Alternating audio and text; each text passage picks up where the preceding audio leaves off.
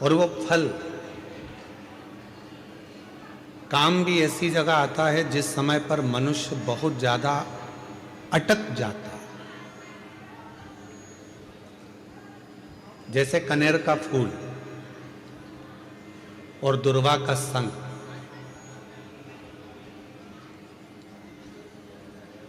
ये दो चीजें ऐसी हैं। कनेर का फूल देखा है आप लोगों ने? हाथ उठाओ जिन जिन ने कनेर का फूल देखा है सबने? रखो अपने। एक कनेर का फूल, एक दुर्वा हमारे यहाँ पर कहते हैं, वो हरी हरी जो घास होती है, दूब होती है, उसको दुर्वा कहते हैं।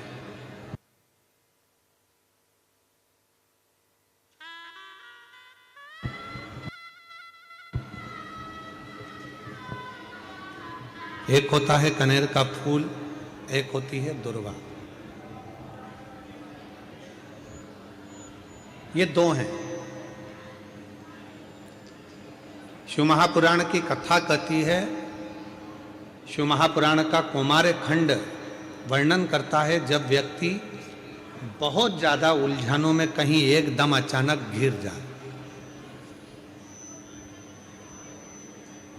अचानक से आकर गिर गया और उसका कोई निर्णय निकल ही नहीं रहा। वो निर्णय निकल ही नहीं रहा है, बिल्कुल इतनी अड़चन में फंस गया कि चारों तरफ से ऐसा लग रहा है कि अब तो कोई निर्णय निकल ही नहीं रहा, अब तो मर जाऊं तो अच्छा। तो शिवपुराण की कथा कहती है, मरना उसका कोई हल नहीं है, सुसाइड कर लेना उसका हल नहीं है।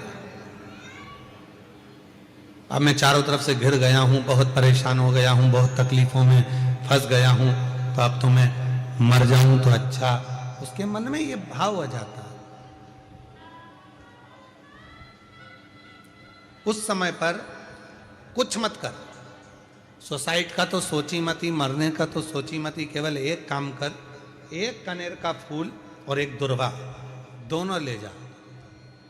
जया, विषहरा, शामली बारी, दौतली और देव, शिव जी की 5 बेटियां। सब लोग उनका नाम लेंगे साथ में। पहले नंबर पर जया, विषहरा, शामली बारी, दौतली और देव। ये शंकर जी की जो 5 लड़कियां हैं, ये डीले कम कर दो, आवाज क्लियर कर दो। शिव जी की जो 5 लड़कियां हैं, इन 5 लड़कियों का नाम लेकर एक कनेर का फूल और एक दुर्वा, जो भगवान शंकर को उत्तर की ओर मुख कर कर शिवलिंग पर समर्पित कर देता है, और एक लोटा जल धीरे धीरे शंकर भगवान को अपने मन की कामना कर कर, जिस उलझन में वो फंसा हुआ है, जिस व्याधि में वो फंसा हुआ है, जिस तकलीफ में वो फंसा हुआ है, उसका स्मरण करते करते वो शिव जी से अपने मन की बात कहते कहते अगर जल उसी दुर्वा, उसी कनेर के फूल के ऊपर शिवलिंग पर जो चढ़ा हुआ है उस पर समर्पित करता है, कहते हैं 4 घंटे भी नहीं लगते। 3 महीने तो जान दो, 3 दिन भी जान दो, 4 घंटे भी नहीं लगते, और देवाधिदेव महादेव उस व्याधि से उसको निकालना प्रारंभ कर, उस व्याधि से वो निकालना प्रारंभ कर देता, उस तकलीफ से उसको दूर करना प्रारंभ कर देता। पर एक निवेदन है आप सबसे, अगर शिव महापुराण पर आपका भरोसा है और शिव जी पर विश्वास है, तो ये सब कुछ करा हुआ हमें फल देता है। और अगर भरोसा ही नहीं है, विश्वास ही नहीं है, तो फिर बड़ा मुश्किल है कि आप शंकर को जल चढ़ाते चढ़ाते पूरी जिंदगी निकाल दोगे तो भी उसका कोई हल, उसका कोई फल मिलना नहीं, पूरी जिंदगी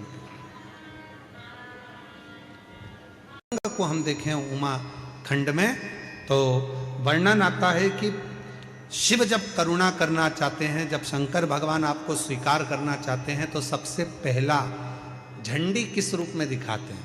तो कहा शंकर भगवान स्वयं आपके स्वप्न।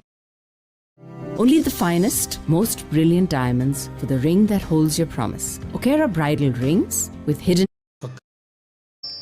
शंकर दर्शन भी देते हैं और कोई कोई शिव भक्त ऐसा होता है कि उसको स्वप्न में भी शिव के भक्त के मुख से, जब स्वप्न में भी ब्रह्म मुहूर्त में कथा सुनने का स्वप्न दिखना चालू हो जाए कि मुझे कोई कथा सुना रहा है, शिव पुराण सुन रही हूँ, शंकर बैठे हैं, उनका दर्शन कर रही हूँ, तो समझ लेना कि शिव तुझे अब दुख से दूर करना प्रारंभ करना चाह रहे हैं, तुझे दुख में।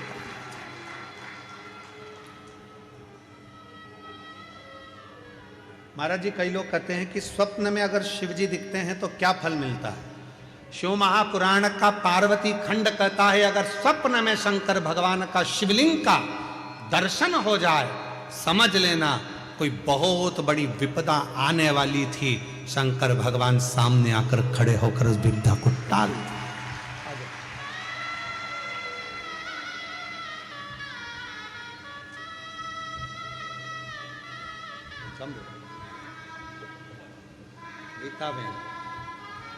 गीताबेन बड़ौदा से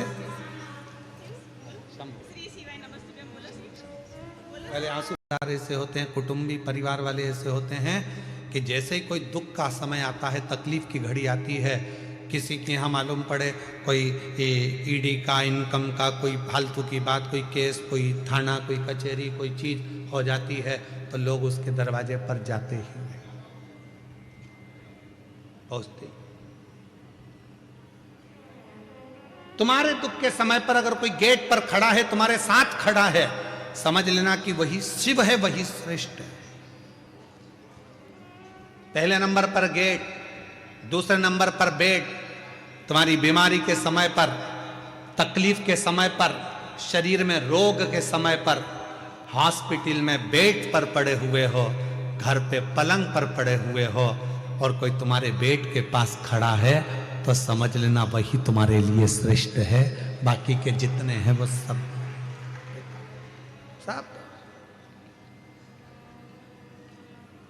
श्रेष्ठ वही है। कौन कौन है परिवार में? तो कहा मेरे 4 मामा जी हैं, 3 मौसी जी हैं, मेरा 4 बेटे हैं, 4 बहुएं हैं, मेरी लड़की दामाद 3 मेरी बेटी हैं, 3 दामाद हैं, दामाद के बच्चे हैं, मेरा देवर है, देवरानी है, जेठ है, जेठानी है, और मालूम पड़ा शरीर में कष्ट आ गया, रोग आ गया, हॉस्पिटल में पड़े हो, और हॉस्पिटल में पड़े हो और मालूम पड़ा एक दिन भी अगर परिवार वाले तुम्हारे बेड के पास आकर खड़े नहीं हुए, तुम्हारे दरवाजे पर आकर खड़े नहीं हुए, तो वो रिश्तेदार किस काम के। और कोई दूसरा हॉस्पिटल में बीमार व्यक्ति अपने मरीज को देख रहा था और साथ में तुम्हारी भी देखभाल कर रहा है, तो उससे बड़ा दुनिया में कोई नहीं हो सकता। वो बेड के पास। भागीरथ जी कहते हैं मेरे पूर्वजों के लिए गंगा को निकाल दो। मैं गंगा को निकालने को तैयार हूं। गंगा तैयार है? गंगा कहती है मैं भागीरथ जी के पूर्वजों के उद्धार के लिए कलकल कर कर बहना चालू करती हूं और ऐसी दौड़ लगाऊंगी कि भागीरथ बाबा के 60,000 काकाओं के उद्धार को मैं अभी की अभी कर दूंगी। शिवजी कहने लगे तेरी दौड़ में तुम मुझे दर्शन नहीं कर पाएगी, मुझसे नहीं मिल पाएगी। गंगा जी कहती हैं मैं आपका दर्शन भी करूंगी और मिलूंगी भी। और गंगा को भगवान शंकर ने अपनी जटा से निकाला। बहती हुई गंगा भागीरथ बाबा के यहाँ 60,000 काकाओं के उद्धार के लिए पहुंच गई।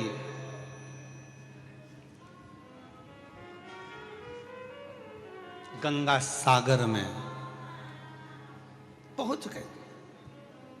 अब गंगा को शिव नहीं मिल रहा, गंगा को शंकर का दर्शन नहीं हो रहा, गंगा शिव को देख नहीं पा रही है, गंगा शंकर के करीब नहीं रह पा रही है, गंगा शंकर भगवान का मुख नहीं देख पा रही है। नैनों से नीर बह रहा था। भगवान नारायण का दर्शन गंगा जी को हुआ। नारायण ने पूछा क्यों गंगा कैसी हो?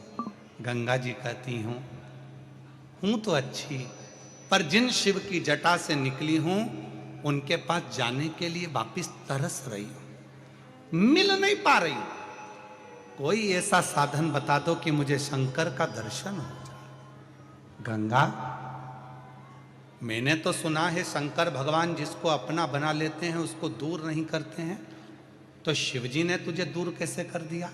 गंगा जी कहती हैं शंकर भगवान ने दूर नहीं करा, मैं मेरी अहंकार से शिव से दूर हो गई। शिव जी ने कहा था मत जा गंगा, मैं तुझे अपनी जटा में हमेशा रखने को तैयार हूं, तू इस जटा में विराजमान रहे। पर गंगा, मैंने शंकर भगवान से कहा तुम मुझे छोड़ो, मैं भागीरथ बाबा के 60,000 काकाओं का उद्धार करूंगी और तुम्हारा दर्शन करने आ जाऊंगी। पर ऐसी बह रही हूं, निरंतर ऐसी बह रही हूं कि शिव का दर्शन मुझे वापस मिलता ही नहीं है। आप कुछ कृपा करो। भगवान नारायण ने शंकर जी से प्रार्थना करी, आप कुछ करिए। शंकर जी ने पार्वती से कहा, पार्वती गंगा का जल लेकर ही मुझ पर चढ़ा।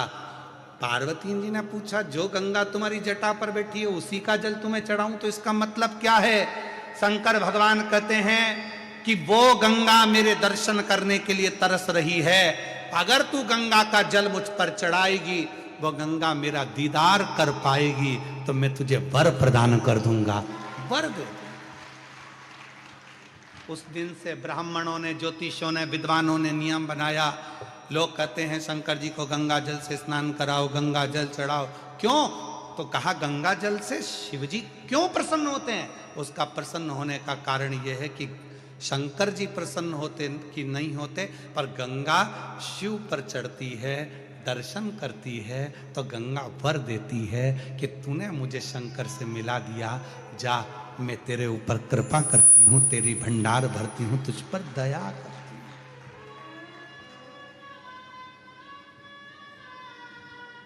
कृपा करती हूं, मैं तुझ पर दया करती हूं। और मिलाने वाला कितना श्रेष्ठ होता है ये आप सबको मालूम है। मिलाने वाला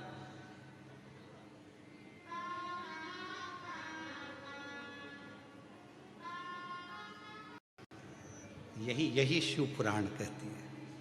शंकर के मंदिर में जाकर शिव जी को जल चढ़ाकर जब कोई चंदन की 3 लाइन भगवान शंकर के शिवलिंग पर खींचता है, शंकर उसका हाथ पकड़कर उसका भाग्य लिखना प्रारंभ कर देते हैं।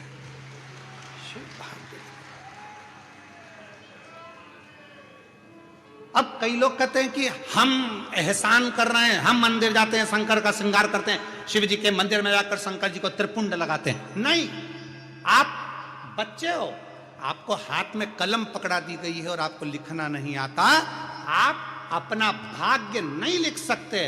तो शंकर के मंदिर में जाकर जब आप अपनी उंगली की 3 रेखाएं खींचते हो, यहां तक शिव पुराण कहती है अगर चंदन नहीं है, अबीर नहीं है, गुलाल नहीं है, रोली नहीं है, कुछ भी तुम्हारे पास में नहीं है, शंकर जी को तुमने जल चढ़ाया, जल चढ़ाने के बाद अगर चंदन, रोली, हल्दी कुछ नहीं है तो भी अपने हाथ की 3 उंगलियों से शंकर के शिवलिंग पर जब आप 3 रेखाएं दिल से, हृदय से, भाव से बनाते हो तो भी शंकर भगवान हाथ पकड़कर तुम्हारे भाग्य की रेखा बनाना प्रारंभ कर देगा।